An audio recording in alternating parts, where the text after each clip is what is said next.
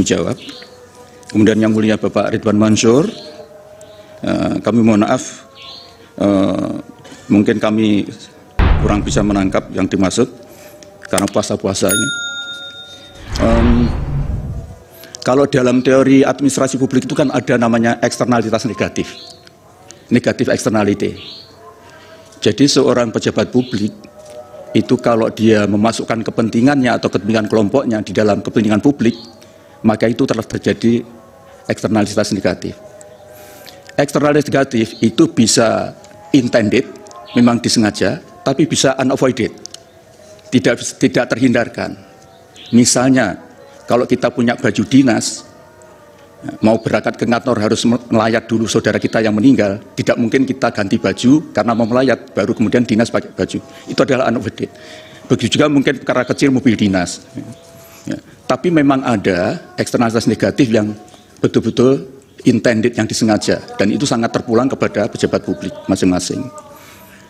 Kemudian yang kedua, kenapa eksternalitas negatif itu selalu terjadi? Karena setiap manusia itu pasti punya preferensi dan punya tendensi, pasti punya pilihan dan punya kecenderungan. Dan itu tidak harus melalui akal sehat. Karena pengetahuan manusia itu ada dua. Ada yang sifatnya a priori dan a posteriori. Pengetahuan a priori tanpa diperoleh harus dengan melalui pengalaman. Itu cukup dari naluri, insting, bahkan mungkin fisik. Bisa juga bisikan maklus halus. Sehingga seseorang itu tidak mungkin tidak punya preferensi, tidak punya tendensi, termasuk pejabat publik, termasuk siapapun. Karena itu kalau ada orang bilang bahwa netral 100%, itu pasti bohong. Itu pasti bohong. Orang bilang 100% imparsial, pasti dia bohong. Karena pada dasarnya manusia itu ditakdirkan Tuhan memiliki preferensi dan tendensi. Tidak harus diperoleh secara akal sehat, pertimbangan rasional, tapi yang irasional pun bisa digunakan. Saya kira itu, mohon maaf, mungkin kalau kurang tepat. Dan intinya kami ingin memastikan bahwa apa yang kami lakukan sebagai pejabat publik di dalam mengemban amanah termasuk soal bansos ini, kami berusaha betul untuk meminimalisir kemungkinan terjadinya eksternalitas negatif, terutama yang intended itu. Kalau ada yang unavoided, itulah yang memang menjadi persoalan yang tadi sudah saya jelaskan, karena kita sebagai manusia pasti tidak mungkin lepas dari preferensi dan tendensi. Saya kira itu yang bisa kami jelaskan. Untuk yang lain, saya kira nanti Pak Menko Ekonomi dan Bu Menteri Keuangan dan juga Bu Risma. Terakhir ya, mengenai Bapak Presiden. Jadi sebetulnya kunjungan Bapak Presiden itu kan bukan sekarang saja. Yaitu memang salah satu pola kepemimpinan beliau. Saya sangat paham karena saya pernah mendampingi satu periode dengan beliau. Ketika membagi KIP, Pak Presiden selalu membagi KIP ke daerah-daerah. Tujuannya apa? Untuk memastikan bahwa kebijakan beliau memang landed, memang terdeliver di lapangan. Dan Bapak Presiden itu selalu menekankan pentingnya segera belanja APBN pada awal tahun. Karena itu, DIPA itu pasti diberikan pada November bahkan September. Sehingga pada Januari sudah kick off semua program, termasuk bansos. Dan disitulah Presiden turun ke lapangan untuk melakukan pemantauan, mengecek apa betul semuanya sudah terdeliver. Sekaligus untuk mendapatkan feedback, umpan balik dari yang dijadikan sasaran dari bansos itu. Karena itu sering mesti kita undang, kita kumpulkan mereka, misalnya sampai 1.000 orang untuk ketemu dengan beliau untuk melakukan dialog. Nah, itu sebetulnya simbolik saja. Taruhlah dia berkunjung 100 titik, Bapak-bapak. Kemudian beliau akan membagi PKH. PKH itu 10 juta keluarga penerima manfaat. Kalau 40 titik, itu taruhlah 2.000. 1 titik. Berapa? Kan hanya 800.000. Masa 800.000 kunjungan beliau bisa mempengaruhi seluruh Indonesia? Saya tidak tahu, saya belum memiliki angka-angka yang jelas. Tetapi begini, sepanjang yang saya tahu, Bapak Presiden kalau berkunjung ke lapangan itu tidak hanya 1 titik, bisa sampai 5 titik. Dan sekarang ini adalah tahun akhir kepemimpinan beliau. Beliau pasti ingin memastikan bahwa proyek-proyek strategis sekarang ini sudah tuntas. Beliau betul-betul wanti-wanti tidak boleh meninggalkan proyek mangkrak. Karena sekarang ini kalau beliau berkunjung pasti meresmikan program-program strategisnya bersamaan dengan kemudian mengecek keadaan bansos, mengecek yang lain. Jadi biasanya lebih dari 5 titik. Menurut saya, kalau ada daerah kok sering dikunjungi oleh Presiden, kemungkinan besar di situ banyak proyek malahan. Proyek dari strategi nasional yang diberikan kepada daerah itu. Sekali lagi saya sampaikan, terlalu muskil kalau hanya 100 kunjungan untuk secara simbolik membagi bansos, kemudian itu berpengaruh secara nasional, itu saya kira doesn't make sense. Mohon Bapak tidak berpendapat soal itu. Mohon maaf. Ya. Ya. Saya kira itu yang bisa saya sampaikan. Terima kasih Yang Mulia. Mohon maaf kalau kurang berkenan. Baik, sebentar. Saya sedikit juga. Oh iya. Iya Pak Muhadjir, terakhir yang saya sampaikan tadi berkaitan dengan 22 juta yang lebih KPM yang adanya surat dari Kepala Badan Pangan Nasional kepada Direktur Bulog itu. Ini tadi kan pertanyaan saya adalah siapa ini yang mengeksekusi Pak sampai ke tingkat penerima ini. Kemudian yang kedua, ini kan apakah betul ini sebenarnya pengejauhan dari El Nino tadi yang konon kalau ada pihak yang mengatakan bahwa sebenarnya November itu sudah selesai. Tapi tadi Bu Menteri kan mengatakan bahwa ini dari BRIN dan dari BMKG mengatakan bahwa ini masih perlu ada mitigasi perpanjangan. Nah, apakah itu aktualisasinya? Kalau iya, kemudian siapa sih sebenarnya yang mengeksekusi itu di tingkat bawah? Atau kenapa sebentar? Kenapa tidak itu kemudian di-deliver ke Kementerian Sosial? Terima kasih. Terima kasih Yang Mulia. Kami akan menjawab mungkin nanti untuk lebih detail bisa Pak Menko Ekonomi dan Ibu Menteri Keuangan dan Bu Risma. Benar Yang Mulia, jadi 22 juta 4.000 itu adalah bantuan cadangan pangan yang sekarang didistribusikan. Dan itu adalah di bawah Bappenas. Datanya menggunakan data P3KE yang ada pada kami, ya. Yang tadi sudah saya jelaskan, itu adalah hasil data triangulasi, ya. Dan sudah saya jelaskan tadi dari berbagai sumber existing data, kemudian kita lakukan penyapadanan dan pengintegrasian dan penyaluran dana. Kemudian tentu saja di lapangan yang menjadi pensuplainya adalah Bulog. Jadi penyedia komoditasnya Bulog, kemudian yang menyalurkan adalah Bappenas. Tentu saja Bappenas menggandeng transporter yang untuk bisa mengantar beras itu ke sasaran. Demikian Yang Mulia. Baik, langsung Bappenas ya Pak yang di lapangan ya. Yang Mulia Prof. Arif.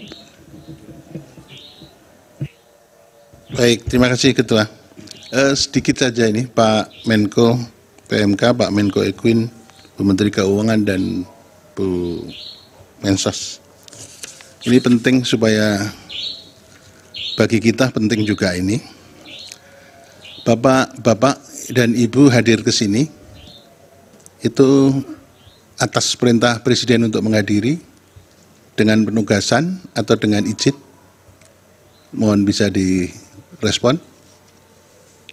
Dengan izin, dengan penugasan atau dengan sepengetahuan Presiden.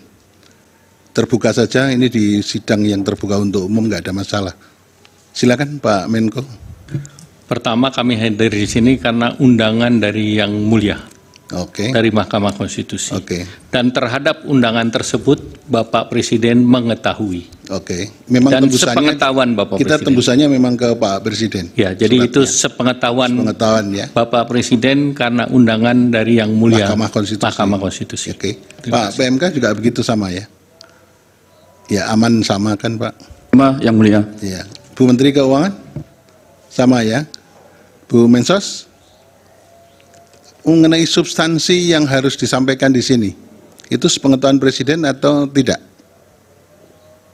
Arahan Bapak Presiden untuk menyampaikan semua sesuai Apa dengan adanya.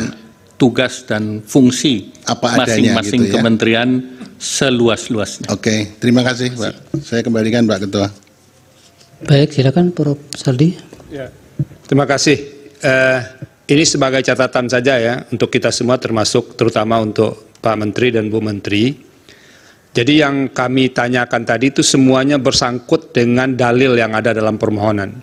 Jadi nanti itu akan membantu kami mahkamah untuk mengambil posisi mahkamah di mana. Nanti susunan struktur jawabannya kira-kira begini. Ini dalil pemohon, itu kemudian dijawab oleh termohon, kita akan jelaskan apa jawaban termohon, kemudian apa yang dijelaskan oleh pihak terkait, kita akan ambil, apa yang dijelaskan oleh Bawaslu. Karena ada pemberi keterangan, maka nanti apa yang dijawab oleh pemberi keterangan akan kita sampaikan di dalam di dalam putusan itu, baru kemudian apa posisi mahkamah terhadap semua itu. Makanya kami mengundang bapak-bapak dan ibu-ibu supaya kami memiliki pemahaman yang komprehensif tentang apa yang didalilkan oleh para pemohon ini. Nah itu, jadi itu pentingnya. Jadi kalau tadi ada yang menyebut fakta ini, itu semuanya ada dalam permohonan. Jadi kepentingannya untuk membantu kami mahkamah untuk menjawab permohonan itu, untuk memutuskan permohonan ini. Jadi kalau misalnya ada yang menanya Presiden ke sana, karena begitu yang didalilkan oleh para pemohon, sehingga perlu ada kejelasan bagaimana menteri-menteri menjelaskan soal yang terkait dengan itu.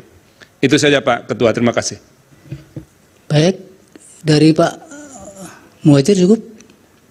Tadi ada yang belum kami sampaikan yang mulia, soal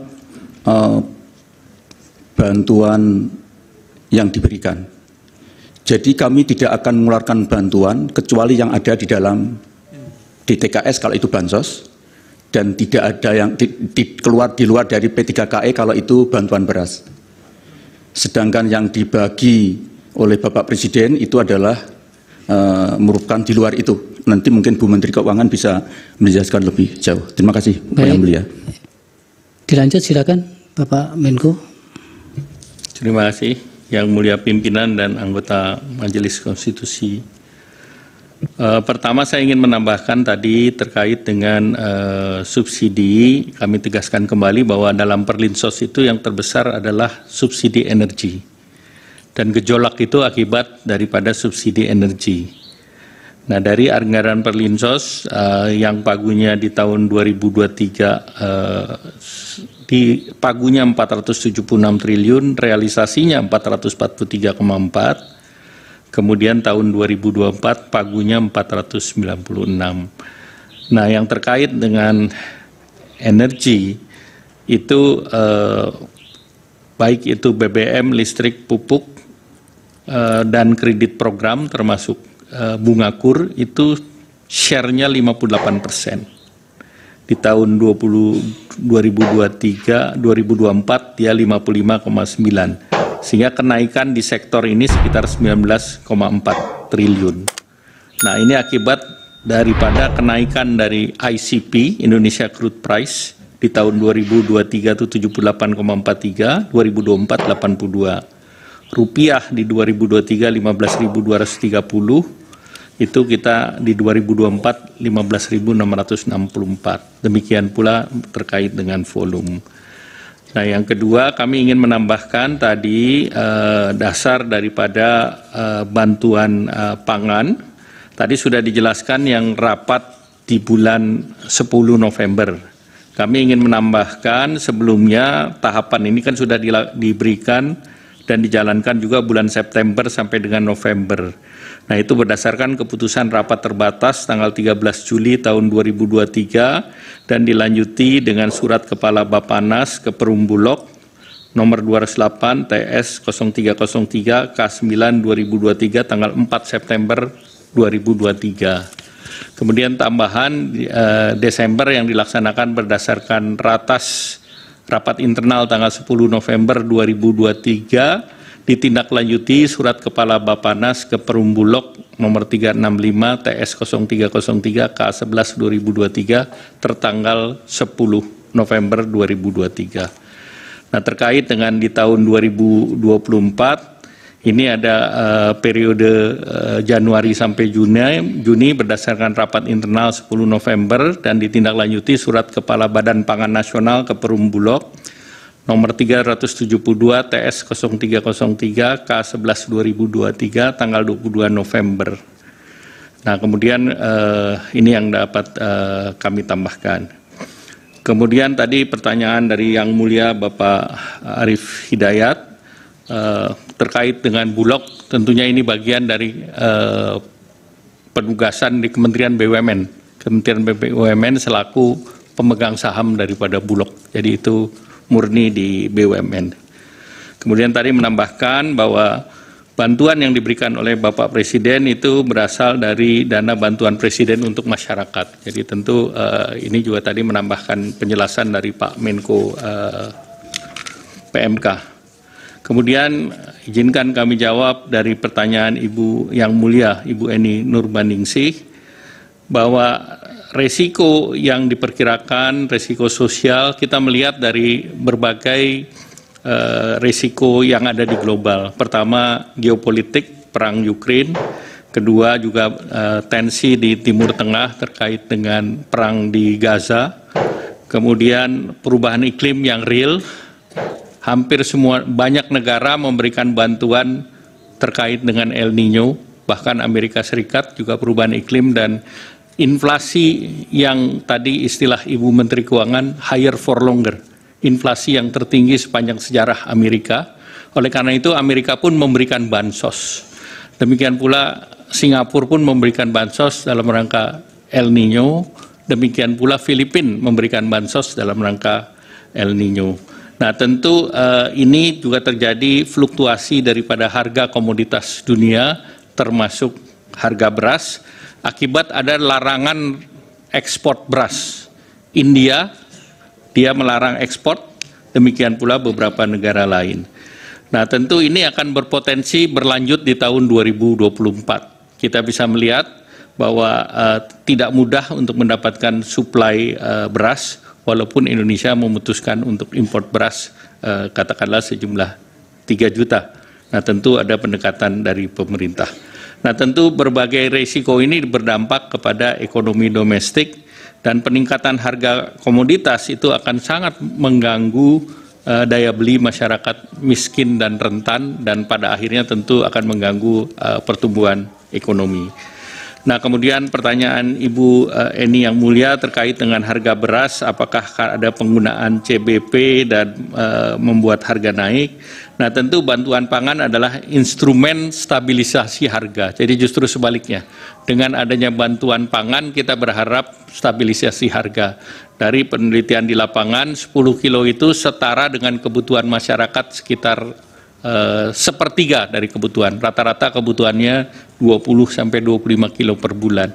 Nah, tentu ini akan sangat membantu dan pemerintah juga melakukan stabilisasi pasokan harga pangan ataupun SPHP dengan operasi di pasar melalui Perum Bulog dan itu untuk menjaga harga daripada beras. Kemudian kalau kita mengikuti bantuan pangan di bulan Januari sangat rendah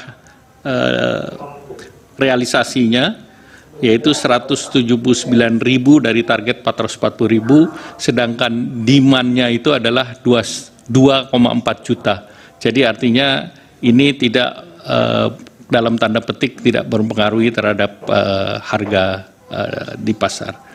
Kemudian beras internasional juga naik dan juga tentunya pemerintah terus mendorong agar SPHP lebih berefektif di pasar. Kemudian izin dari Pak Yang Mulia Pak Guntur Hamzah mengenakan rapel. Rapel ini dilakukan antara lain pada saat BBM di bulan September, itu karena BBM naiknya 1 kali, Pak. Jadi kalau kita tidak dirapel di depan, itu nanti masyarakatnya berat. Jadi kita kasih mereka di awal, walaupun realisasinya kita lakukan dalam 2 tahapan, yaitu Oktober cair bulan September dan November-Desember cair bulan November. Demikian pula untuk program lain yang ada di Ibu Menteri Sosial, PKH kan 3 bulan sekali, jadi salurannya 4 kali setahun.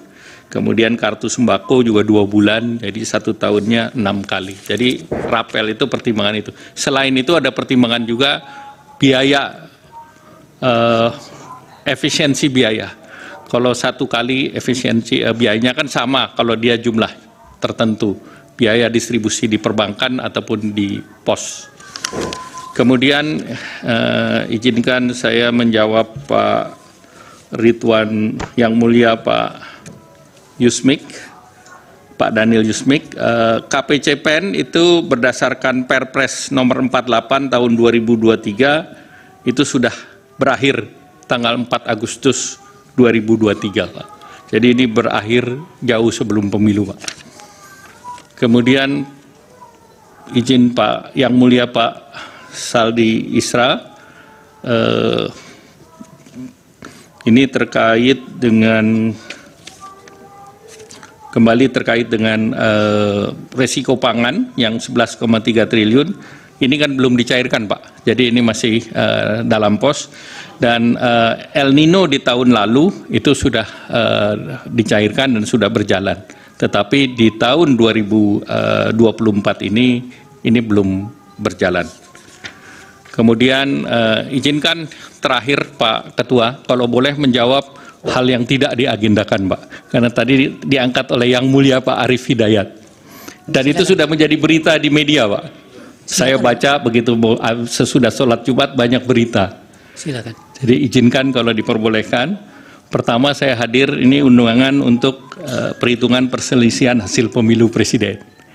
Yang kedua saya hadir sebagai Menko Perekonomian. Jadi pertanyaan terkait Golkar mohon izin saya tidak jawab.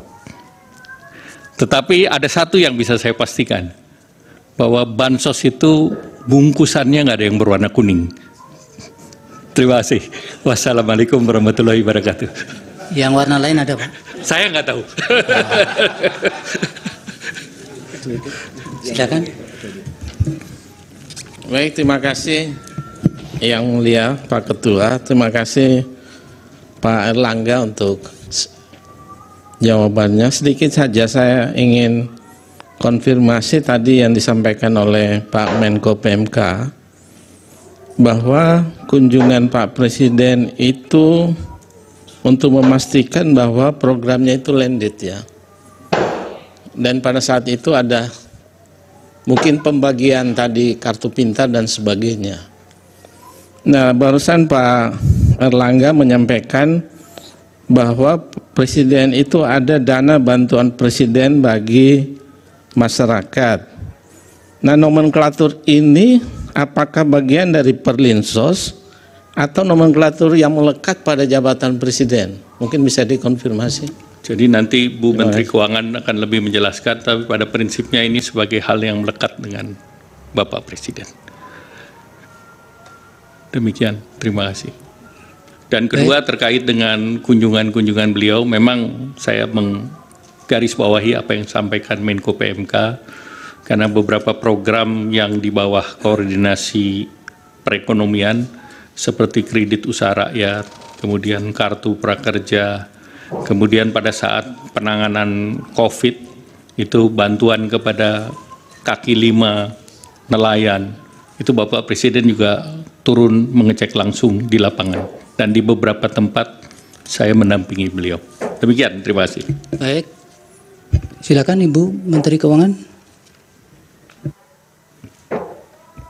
Terima kasih Yang Mulia. Izinkan saya mungkin mengelompokkan beberapa topik yang disampaikan oleh beberapa Yang Mulia Hakim. Pertama, yang tadi cukup banyak ditanyakan mengenai automatic adjustment. Nampaknya muncul persepsi bahwa automatic adjustment dilakukan untuk membiayai bansos. Saya tegaskan tidak. Jadi kami sampaikan seperti ini.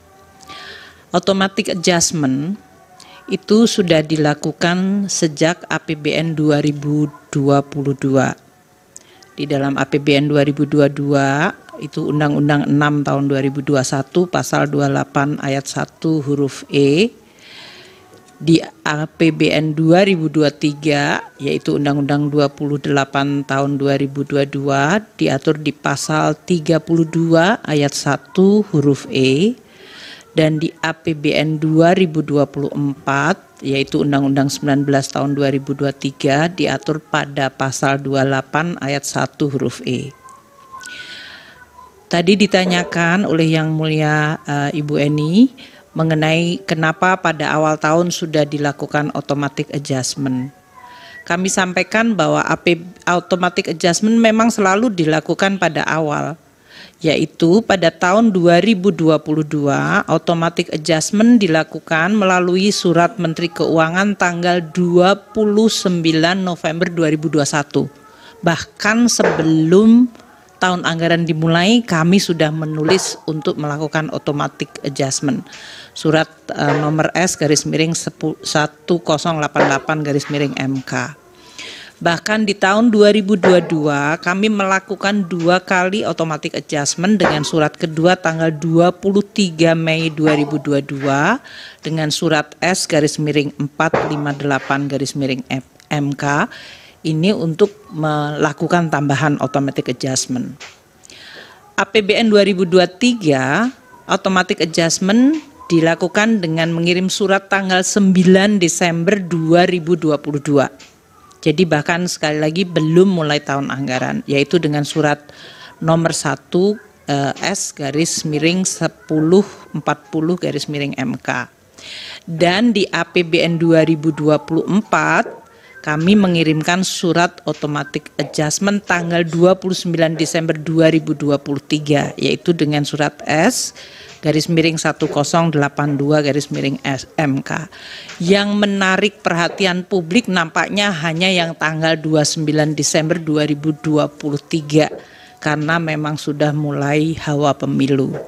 Tapi sebetulnya dari tahun 22 kami selalu melakukan automatic adjustment. Apakah automatic adjustment dipakai untuk membiayai bansos? Tidak. Karena bansos dan perlinsos sudah dianggarkan di APBN, baik di bagian anggaran kementerian masing-masing, tadi dari Kemendikbud, Kementerian Agama, Kementerian Kesehatan, Kementerian Sosial, dan yang lainnya, maupun di bagian anggaran Bendahara Umum Negara. Itu seperti subsidi atau melalui transfer dana keuangan ke daerah seperti BLT desa. Jadi bansos itu posnya beda sama sekali dan tidak dibiayai oleh AA atau automatic adjustment. Kenapa automatic adjustment 5%? Ini adalah bagian untuk mengelola APBN secara fleksibel dan menambah daya tahan APBN, terutama untuk menjaga postur APBN, terutama pada tingkat defisitnya pada saat kita menghadapi berbagai guncangan dan ketidakpastian. 5% diperkirakan sesuai dengan data historis dari seluruh kementerian lembaga. Rata-rata penyerapan anggaran mereka adalah di sekitar 95%. Dengan demikian, waktu kami menyampaikan AA 5%, itu diharapkan tidak mempengaruhi kemampuan KL untuk menjalankan program-program prioritas, dan dana AA itu tidak dialihkan ke kementerian lembaga yang lain. Jadi tetap miliknya KL, hanya kita blokir. Apabila kementerian lembaga betul-betul memiliki prioritas dan urgensi yang tinggi, mereka akan bisa meminta untuk dibuka blokir, tapi itu sangat selektif karena memang tujuannya untuk meningkatkan disiplin fiskal dan penajaman prioritas di dalam masing-masing KL. Itu untuk automatic adjustment. Tadi yang itu yang menanyakan Yang Mulia Eni, Yang Mulia Ibu Eni, Yang Mulia Pak Guntur, dan Yang Mulia Pak Saldi Isra. Untuk yang mulia Pak Guntur, tadi menanyakan perbedaan refocusing dengan automatic adjustment. Refocusing dilakukan terutama pada saat terjadinya shock yang jauh lebih besar terhadap APBN, yaitu seperti terjadi pandemi.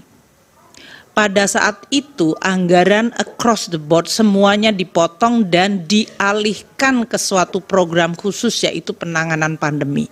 Jadi dalam hal ini APBN-nya diambil dari KL kemudian dipindahkan ke program lain dan di kementerian lain. Dan karena ada perubahan anggaran antar KL dan antar program, ini hanya bisa dilakukan dengan undang-undang. Makanya pada saat pandemi dilakukan melalui Perpu 1 tahun 2020 yang kemudian menjadi Undang-Undang Nomor 2 tahun 2020, di mana DPR memberikan persetujuan. Di tahun 2021 Undang-Undang APBN, DPR telah memberikan persetujuan melalui Undang-Undang APBN. Karena waktu itu di tengah situasi pandemi dan tidak mungkin melakukan banyak pertemuan, maka di dalam Undang-Undang APBN built-in sudah dimasukkan kemungkinan perubahan program dan KL dengan hanya melakukan perubahan perpres. Kemudian yang mulia Bapak Daniel Yusmikvo tadi menanyakan apakah Undang-Undang APBN itu diturunkan hanya dengan satu perpres atau berapa perpres. Untuk APBN 2020 yaitu terjadinya pandemi dan kemudian adanya Perpu nomor 1 yang menjadi Undang-Undang nomor 2 tahun 2020 dilakukan 2 kali perpres. Perpres pertama nomor 54 2020 kemudian dilakukan revisi di dalam Perpres 72 2020. APBN 2021 juga ada 2 kali perpres. Ini situasi yang terus berubah pada saat pandemi, yaitu Perpres 113 tahun 2020 dan Perpres 98 tahun 2021. APBN 2022 dilakukan juga dalam 2 kali perpres, Perpres 104 2021, kemudian diubah menjadi Perpres 98 tahun 2022. APBN 2023 ada 2 kali perpres, namun alasannya berbeda dengan pada saat pandemi. Perpres 75 2023 diubah menjadi Perpres 130 2023 adalah untuk penggunaan sisa anggaran lebih atau SAL untuk bisa digunakan pada anggaran tahun 2023. Sedangkan untuk APBN 2024 itu baru 1 perpres, karena ini juga baru 2 bulan, moga-moga tidak berubah perpresnya Bapak. Tapi ini kita untuk 2024 rincian pelaksanaan Undang-Undang APBN 2024 yaitu Undang-Undang 19 tahun 2023 dilakukan turunannya hanya baru 1 perpres yaitu Perpres 76 tahun 2023. Yang mulia Ibu Eni tadi menanyakan bansos dilakukan awal tahun, uangnya dari mana? APBN 2024 yaitu Undang-Undang Nomor 19 tahun 2023 yang diturunkan dengan Perpres 76 2023 itu sudah terbit perpresnya pada bulan November 2023. Jadi sebelum tahun anggaran dimulai perpres sudah selesai. Bahkan penyerahan DIPA secara simbolik oleh Bapak Presiden kepada Menteri dan Kepala Daerah dilakukan tanggal 29 November 2023. Dengan demikian, seluruh KL dan juga pemerintah daerah bisa melaksanakan anggarannya mulai 1 Januari. Anggarannya ya berasal dari alokasi yang diberikan kepada masing-masing kementerian lembaga atau dalam pemerintah daerah berasal dari transfer ke pemerintah daerah. Tadi pertanyaan mengenai BLT El Nino saya rasa sudah dijawab oleh Pak Menko Perekonomian, namun hanya ditambahkan bahwa bantuan pangan El Nino dilakukan oleh Bappenas dengan anggaran yang berasal dari Bappenas. Mekanisme pembayarannya apabila sudah dilakukan bantuan, maka harus dilakukan review BPKP. Anggaran berasal dari cadangan CPP, itu dari BA Bun, dan kemudian apabila terjadi perbedaan antara anggaran yang sudah dialokasikan di Bappenas dengan tagihan, kami bisa melakukan realokasi dari dari anggaran Bendahara Umum Negara. Kemudian untuk Yang Mulia Bapak Soehartoyo mengenai surat Bappenas tadi sudah dijawab oleh Pak Menko, dan siapa yang mengeksekusi tadi juga oleh Bappenas. Pertanyaan dari Yang Mulia Saldi Isra mengenai alokasi dana kunjungan Presiden dan dana bantuan kemasyarakatan dari Presiden. Telah disampaikan oleh Bapak Menko tadi bahwa bantuan kemasyarakatan dari Presiden bukan merupakan bagian dari Perlinsos. Anggaran untuk kunjungan Presiden dan anggaran untuk bantuan kemasyarakatan dari Presiden berasal dari dana operasional Presiden yang berasal dari APBN. Dana operasional Presiden diatur oleh Peraturan Menteri Keuangan 48/2008 yang diubah dengan Peraturan Menteri Keuangan 106 tahun 2008. Sementara dana kemasyarakatan Presiden diatur dalam Peraturan Menteri Sesnek nomor 2 tahun 2020. Kegiatan yang bisa dicakup di dalam dana kemasyarakatan oleh Presiden dan Wakil Presiden dalam hal ini adalah kegiatan keagamaan, pendidikan, sosial, ekonomi, kebudayaan, kepemudaan, pemberdayaan perempuan, keolahragaan, dan kegiatan lain atas perintah Presiden atau Wakil Presiden. Dan bantuan ini bisa diberikan dalam bentuk barang maupun uang. Untuk ilustrasi, tahun 2019 dana operasi Presiden, ini adalah 110 miliar anggaran, realisasinya 57,2 miliar atau 52%. Tahun 2020 alokasi anggaran 116,2 miliar, realisasi 77,9 miliar atau 67%.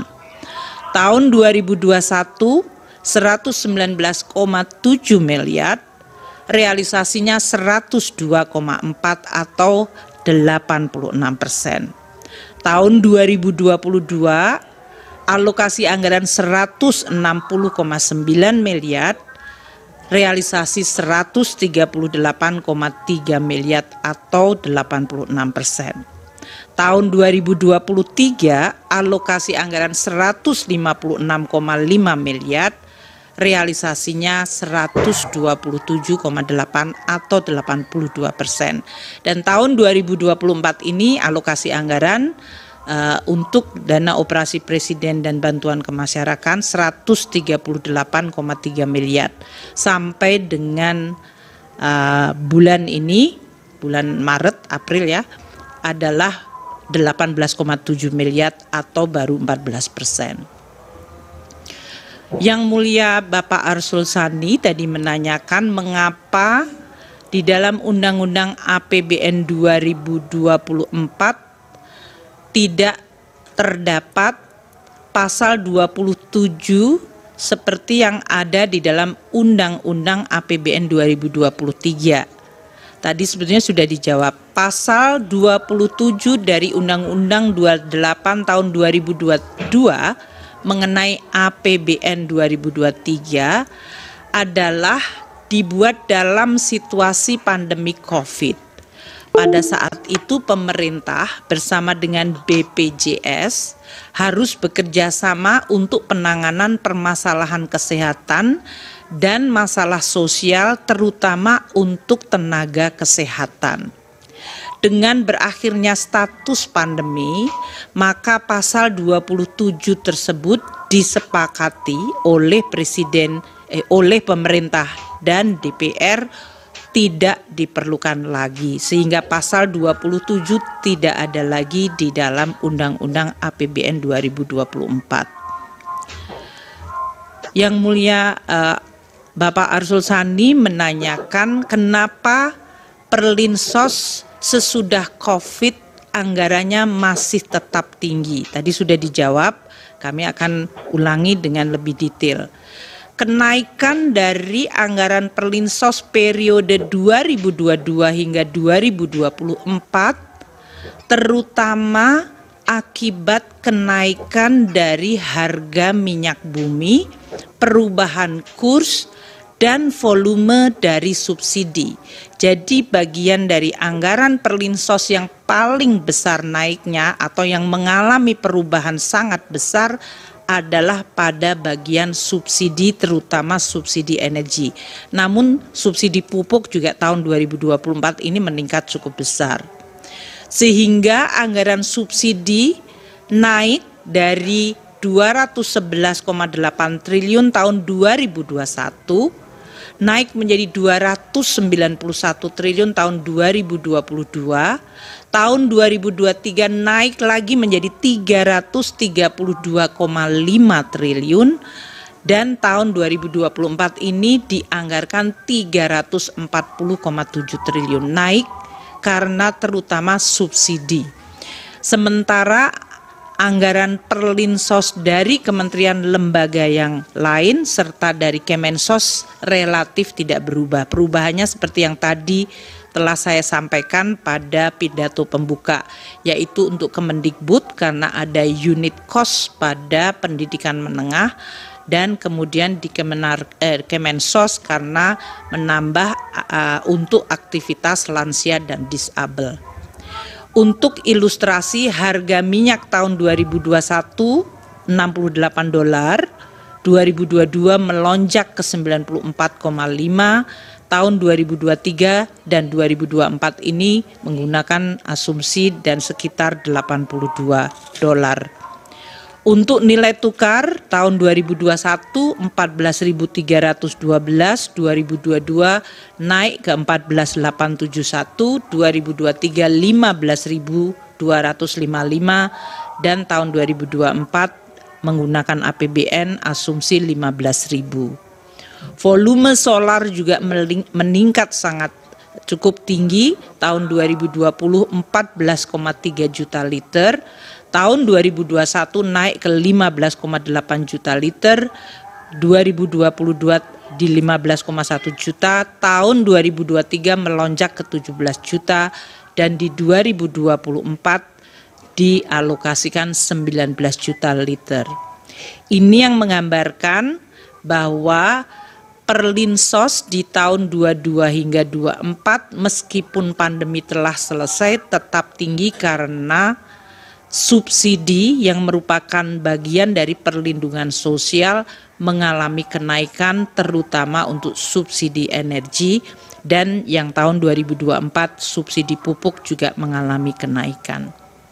Mungkin demikian yang mulia Ketua dan Hakim Mahkamah Konstitusi dari berbagai pertanyaan yang sesuai dengan bagian kami. Terima kasih. Baik Ibu, ada tambahan dari Prof. Edi?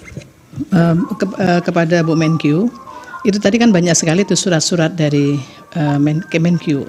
Kalau bisa mohon ada salinan, karena mungkin diakses tidak bisa kalau itu ya.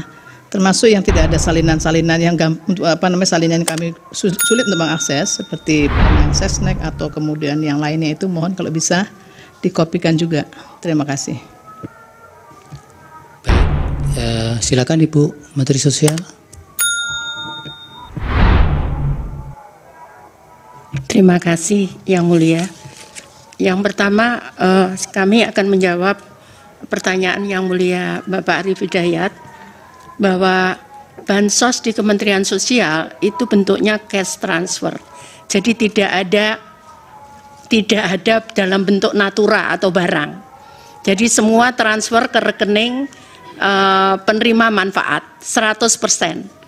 Kecuali respon kasus. Jadi ada yang sakit, ada yang disabilitas, butuh bantuan, dan itu dia belum menerima bantuan sama sekali, baru kita bentukkan macam-macam. Mungkin nanti bisa saya tunjukkan fotonya, seperti itu. Jadi kalau untuk reguler kami 100% menggunakan transfer ke rekening PM, seperti itu. Jadi tidak ada dalam bentuk barang atau natura.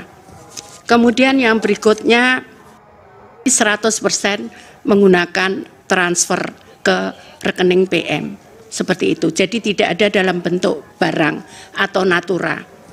Kemudian yang berikutnya menjawab pertanyaan Yang Mulia Ibu Eni Nurbaningsih. Sebelumnya Ibu, iya. Saya mau izin Pak Ketua dan Bapak Ibu Hakim.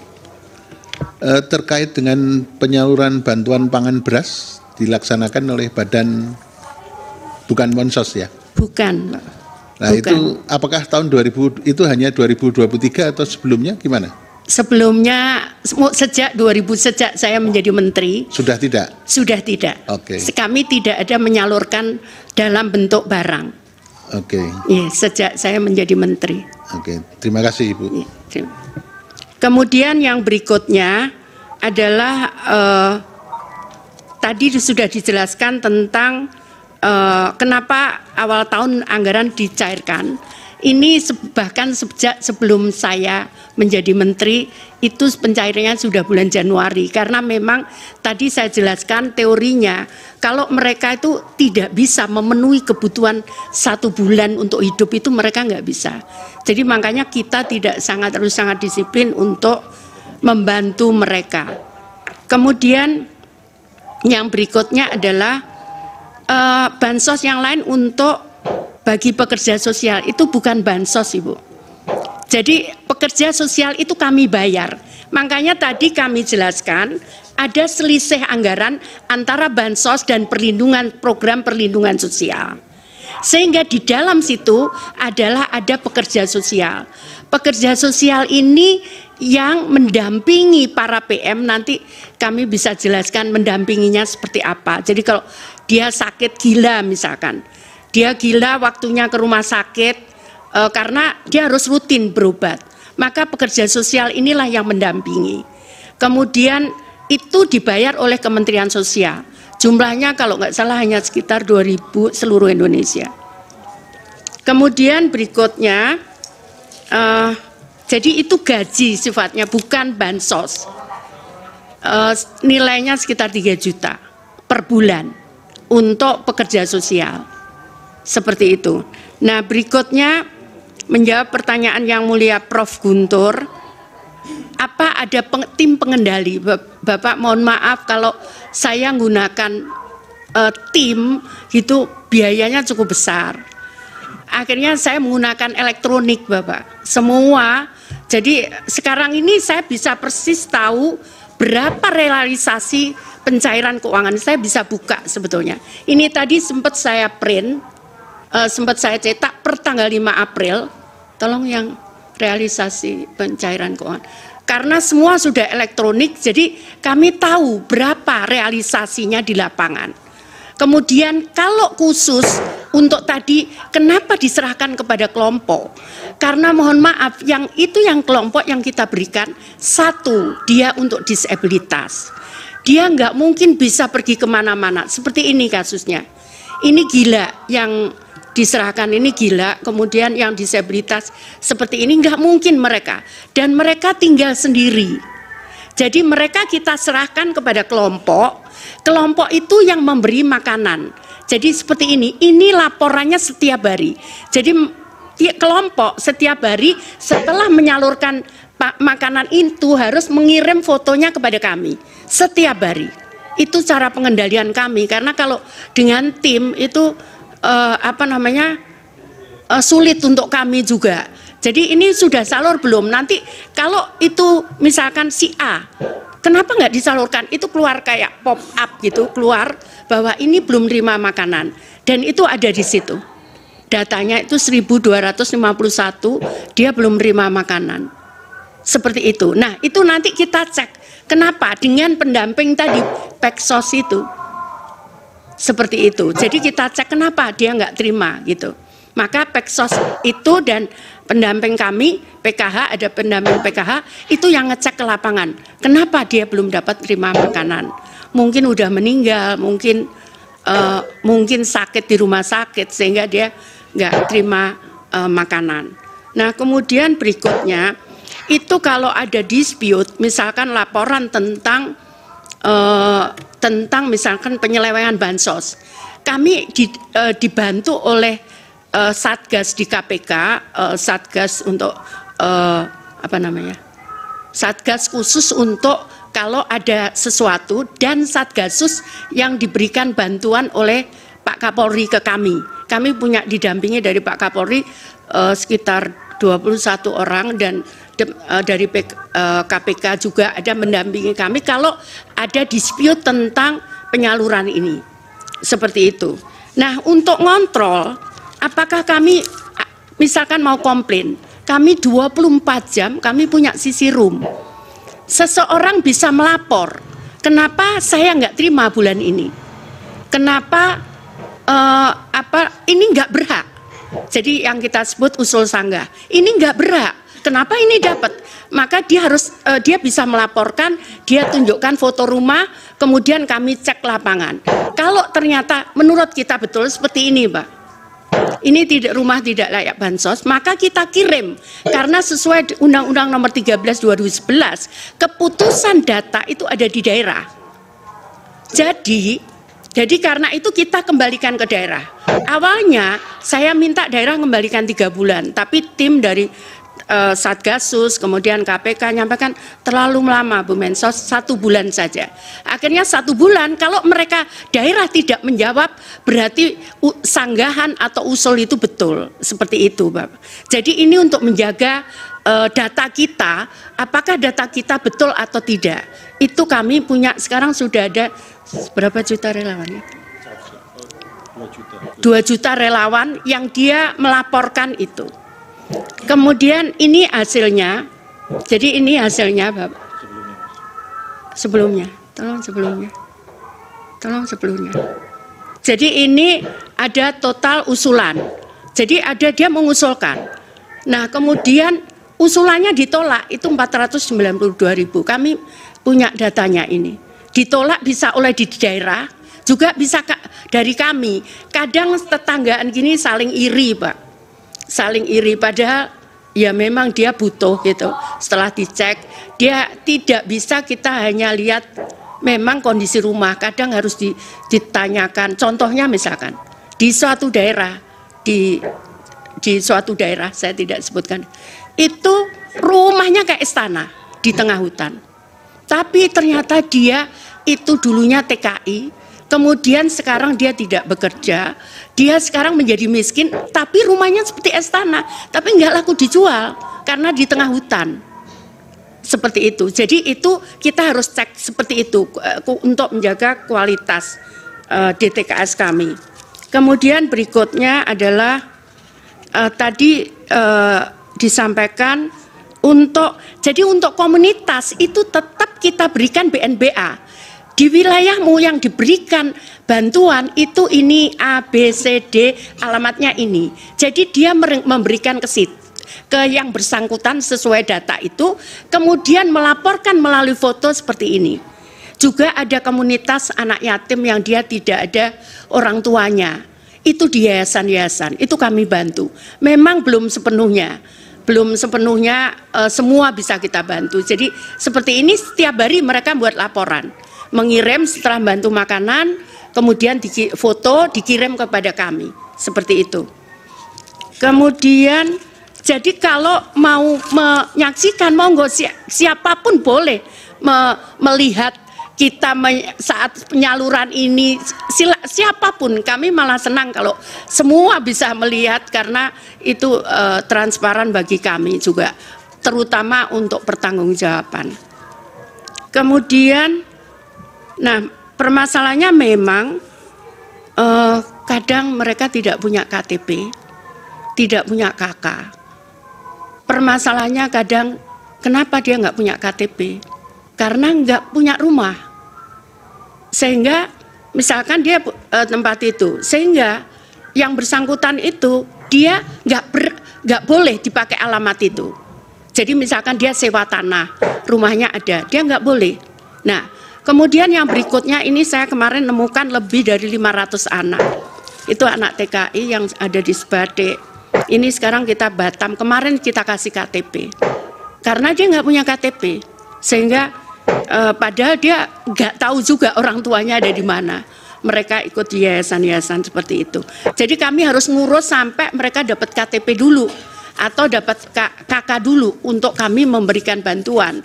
Karena kalau tidak, kami juga kena pemeriksaan. Jadi yang pertama dilakukan adalah pencocokan data dengan data Dukcapil. Itu kita lakukan. Apakah dia PNS bukan? Setelah itu kita cocokkan lagi dengan BPJS Tenaga Kerja. Apakah dia gajinya di atas UMK atau bukan? Kemudian apakah dia termasuk di AHU tadi saya sampaikan itu seperti itu. Jadi kita ngeceknya seperti itu sebelum kita yakin bahwa itu berhak untuk diberikan. Kemudian saya mohon izin, saya tidak saya kalau saya turun biasanya kalau itu ada dispute. Jadi misalkan perselisihan baru saya turun. Tapi kalau tidak itu pun saya selalu mengajak dari perguruan tinggi. Jadi kalau ada perselisihan baru saya turun. Jadi kalau saya turun yang mungkin Bapak itu memang karena orangnya harus saya tolong. Misalkan kemarin saya nemukan di Sinja anak yatim nggak ada orang tuanya, rumahnya itu di jurang begitu. Saya masuk harus jalan kaki 1 kilo gitu. Itu nggak ada orang tuanya. Saya harus ngerayu dia. Maukah kamu ikut di tempat kami? Jadi saya datang untuk itu, bukan itu lebih banyak seperti itu. Atau anak kecil-kecil yang diperkosa, kadang ini berkosa bapaknya gitu kan, kemudian ibunya bingung karena kadang anaknya disuruh ngaku, nggak boleh ngaku, sehingga kemudian karena kenapa ibunya nggak boleh anaknya nggak boleh ngaku, karena ketakutan nggak bisa makan. Itulah yang saya harus yakinkan bahwa dia dijamin oleh negara gitu, supaya dia anaknya tidak disuruh untuk tidak mengakui itu gitu, dan itu berkali-kali saya temukan seperti itu. Kemudian ya BLT El Nino itu tadi sudah kami sampaikan bahwa itu sudah kami sampaikan memang ya itu bukan kami ngatur, tapi memang tanggal 6 itu ada ratas, tanggal 7 itu kebetulan di DPR terus kami sampaikan sekalian. Jadi ada hearing ya, hearing seperti ya. RDP, raker, itu. Ya kami sampaikan sekalian, begitu. Terus saat itu saya ngomong, waduh ini nggak nututi, kalau harus akhir Desember saya harus cair, saya nggak nututi. Saya minta saat itu gimana kalau dengan PT Pos, karena bank tidak mungkin, tadi sudah kami jelaskan dalam waktu 3 bulan, bank tidak mungkin mencairkan itu. Tapi itu sudah kelar, itu jumlahnya tadi berapa? 21.353 seperti itu kakak. Kemudian 2023. Kemudian ya ini saya pikir sudah dijawab yang bantuan pangan beras dan dari Bappenas. Jadi bukan kami Pak. Sejak 2021 kami tidak menyalurkan dalam bentuk natura atau barang. Terima kasih.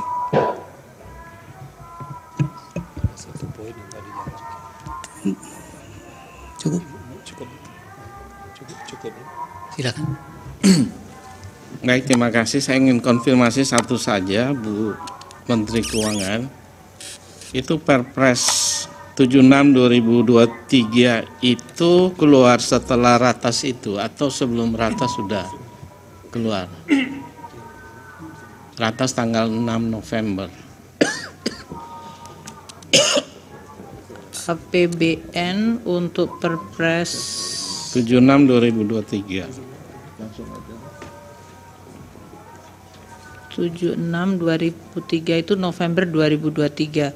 Saya cek dulu tanggalnya. Pak, apakah tanggalnya Setelah atau sebelum tanggal 7?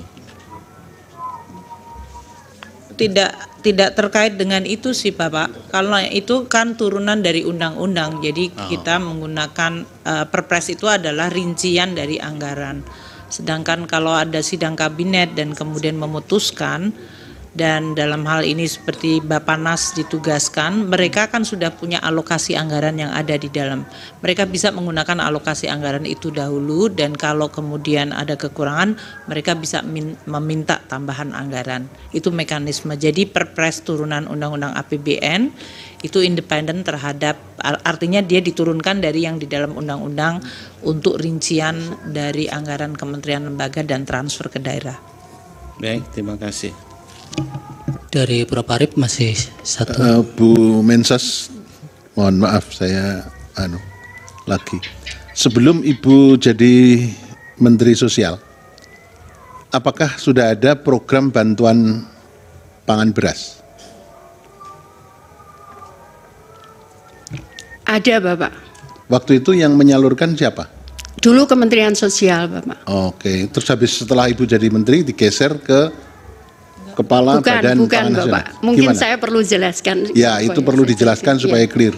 Jadi begini Pak, waktu itu sebetulnya diberikan kepada Kemensos. Tapi saat itu karena ada temuan BPK, nanti kami bisa sebutkan, yang tahun 2020 ada temuan BPK bahwa ada dispute harga karena kita menggunakan harga CBP. Kemensos menggunakan harga CBP. Tapi kemudian saya tidak tahu di lapangannya. Saya menerima temuan. Akhirnya saya sampaikan, kenapa BPK nanyakan, kenapa milih harga CBP, kenapa bukan HET? Itu yang saya tawar saat itu. Kenapa kalau saya menggunakan HET atau harga pasar, saya mau dan tidak ada biaya bungkus. Kemudian ternyata nggak bisa, harus menggunakan dana CBP. Akhirnya kami pun tidak mau, karena saya juga khawatir ada temuan kalau menggunakan dana menggunakan harga CBP, saya sampaikan begitu. Oke, jadi karena ada persoalan, kemudian Ibu sendiri yang menyatakan keberatan, terus betul. Kemudian oleh Bapak Presiden digeser ke penanganannya Kepala Badan. Saya tidak tahu, mohon maaf, saya tidak tahu kemananya. Mungkin Ibu Menteri Keuangan tahu atau Pak Menko Ekwin? Yang mulia Bapak Arief, waktu bantuan sosial dalam bentuk beras itu dieksekusi dulu, ada juga keluhan mengenai kualitas beras. Karena itu biasanya yang menjadi masalah teknis, beras yang sudah lama ada di Bulog disampaikan dan kualitasnya sudah tidak bagus, sehingga menimbulkan persoalan reputasi bagi pemerintah. Pada saat peralihan menjadi bantuan dalam bentuk cash itu dilakukan untuk PKH dan kemudian bantuan pangan sembako, tapi dalam hal ini diberikan tetap tanpa dalam bentuk beras atau in kind, tapi cash kemudian untuk menciptakan perputaran ekonomi di masing-masing daerah. Sedangkan yang Bappenas itu dibentuk tahun 2022 merupakan turunan dari Undang-Undang Nomor 12 mengenai pangan, ketahanan pangan. Itu tujuannya memang cukup luas. Kalau tadi saya sampaikan di dalam presentasinya, termasuk di dalamnya adalah stabilisasi dari harga pangan, namun tidak hanya dari sisi harga, tapi juga pengadaan dan juga jumlah stok, distribusi dan bahkan antar daerah. Bappenas sebetulnya mandatnya 11 komoditas untuk masalah ketahanan pangan. Namun untuk tahap yang pertama karena baru dibentuk tahun 2022, fokusnya hanya 3, yaitu beras, jagung dan kedelai. Nah, untuk yang beras ini tentunya begitu masuk masalah ada El Nino, jumlah kurang, makanya koordinasi Bappenas dengan Bulog mengenai pengadaan beras bisa dari dalam dan dari luar negeri apabila jumlah stoknya tidak ada atau tidak mencukupi. Demikian. Jadi memang itu dibuat di dalam rangka ketahanan pangan termasuk stabilisasi harga. Salah satu aktivitasnya memang bisa memberikan bantuan pangan kepada kelompok tidak mampu. Itu sebagai salah satu aktivitas, tapi fokusnya sebetulnya adalah untuk stabilisasi harga dan untuk ketahanan pangan. Oke, terima kasih Ibu Menteri Keuangan, Ibu Menteri Sosial. Terima kasih. Baik, baik Bapak-Bapak dan Ibu-Ibu, sebelum ditutup, ini ada pertanyaan dari Prof. Saltiri yang tertinggal tadi yang belum dijelaskan berkaitan dengan ketika pembahasan bantuan-bantuan ini, khususnya di era menjelang pemilu itu, Bapak-Bapak dan Ibu-Ibu, apakah di forum itu ada tidak pesan-pesan dari Presiden ataupun usulan dari para menteri bahwa hal yang demikian itu ada nuansa-nuansa yang sensitif yang kemudian harus dicermati karena berkaitan dengan kepemiluan itu? Pernah tidak dalam proses ratas-ratas maupun mungkin bisa dijelaskan Pak Menko bidang PMK atau bidang perekonomian?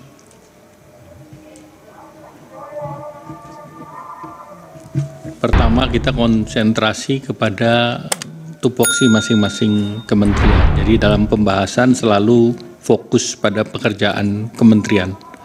Terkait dengan pemilu tentu dibahasnya di Kemdagri, pembahasan dengan Mendagri.